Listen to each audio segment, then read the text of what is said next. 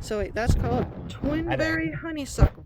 Berry honeysuckle. Toxic. Yep. You want to avoid it. Exactly. What's that one? This is the fairy bells. Fairy bells. Fairy bells, you want to avoid it. Not Toxic. so good. And then this holly. So this one is meant to represent holly. This is actually from our Oregon grape, which is an edible berry, but because it is easily misdiagnosed as edible, sometimes people are eating the holly bushes. So we're just going to mistake if it looks and has this pokey structure, you're gonna avoid eating. So no pokey structure edible? No pokey structure, loosely edible. Loosely. It's a very loose term, for sure.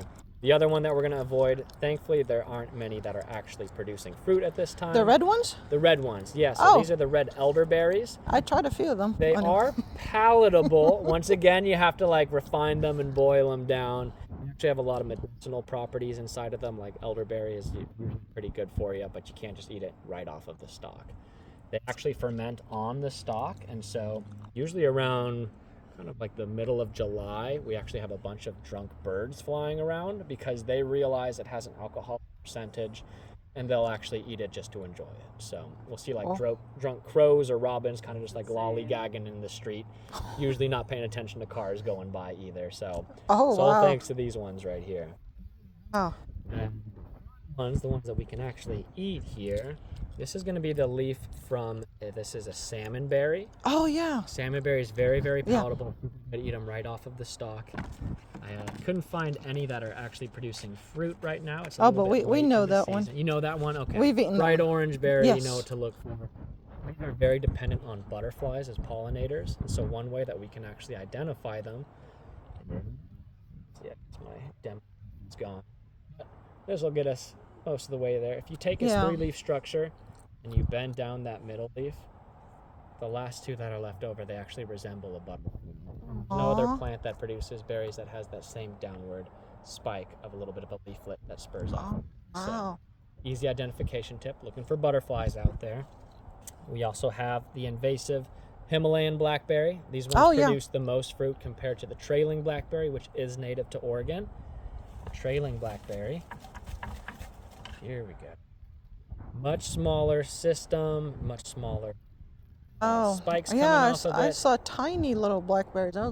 Super small, also very edible, but it kind of goes, for the most part, beyond our below the hip rule. If we're trying to eat a berry that's below the hip, especially in a state park, it's probably been peed on by hopefully a dog, or some kind of wild animal. So we want to avoid eating anything below the hip.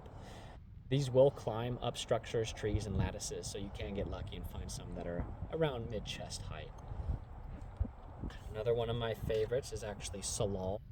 A lot of people don't realize it, but salal is very palatable. It has kind of a fuzzy structure on it, so that usually defers people from trying to eat it. Because I read the the flowers are. The flowers are also edible. So this is actually not a berry. It is a fleshy aggregated flower itself. So where other berries, they're actually growing from the seeds that they produce, this is actually creating a wraparound of the seeds that it produces. Oh, wow. So it can actually rebloom like that. That's cool. It's still delicious, still very palatable, but not a true berry. Fleshy aggregated flower. Yours are turning purple from so much. Those are edible too? Yes, and these are my favorites. What are those? Red huckleberries. Red huckleberries? Red huckleberries, and this is a great time of year to get them. You want to get them when they're kind of like that cherry color right there. So you can still eat them at the more of a peachy coloration, but you want the darker ones for sure. These are really prominent hiking trail that goes around the campground. Yeah, I saw some of those, but I didn't even touch them. Oh, for sure. These are really, really good eating. There's a great cluster of them just as you get onto the hiking trail. It kind of opens up by that Sitka spruce there. There's a bunch of them in that area. Thimbleberries. Thimbleberries, yes. I learned that 2 weeks ago. Did you really? Yeah, they're my favorite my berries. favorite, yes. So good for jams, jellies, or just eating them right off the stalk too. Super good, easy to identify. They've got kind of that softer texture on the leaf. Right? Lastly, the huckleberries. The evergreen huckleberries. I learned that yesterday. Did you? Yeah. Oh, that's perfect. I asked you a ranger, came what are these? You did research before you showed up to the berry Yeah, table. but I asked a ranger, I'm like, what are these? Because I did the try and spit test, and they're like, Tastes pretty good. Yeah, these are some of my favorite berries in the park too. Most prolific for sure. You can get from like 10 to 20 berries on a single structure, Wow. compared to the red huckleberries, where Yeah. you're only going to find one per stem.